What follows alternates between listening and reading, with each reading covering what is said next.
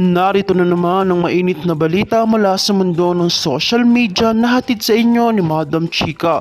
Isang malaking balitang yumanig sa mundo ng politika. Si House Speaker Ferdinand Marcos Romualdez, pinsan ni Pangulong Ferdinand Bongbong Marcos Jr. ay nakaharap ngayon sa mga seryosong akusasyon. Ayon sa mga ulat, kinasuhan si Romualdez at ilang mga personalidad na ombudsman kaugnay sa umunoy mga insertion na 2025 national budget. Ang mga reklamong sinampa ay naglalaman ng mga paratang ng falsification of legislative documents at graft. Ito ay nag-ugat sa mga issue ng mga blankong items sa 2025 bicameral report na pambansang pondo. Matatandaan ilang unang inilantad ni dating Pangulong Rodrigo Duterte ang isyong ito na nagdulot ng masusing pagsisiyasat mula sa iba't ibang sektor. Kasabay nito ay pinahayag ng iba't ibang partido politikal ang kanilang patuloy na suporta kay Speaker Romualdez.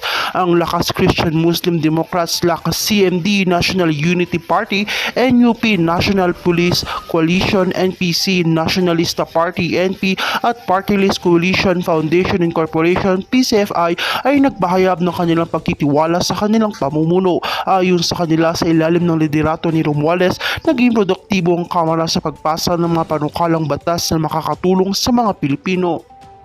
Sa kabila ng mga akusasyon na natiling matatag si Romualdez at ang kanyang mga kaalyado, iginiit nila ang mga hakbang ng kanilang ginagawa ay alinsunod sa mga proseso at batas na umiiral.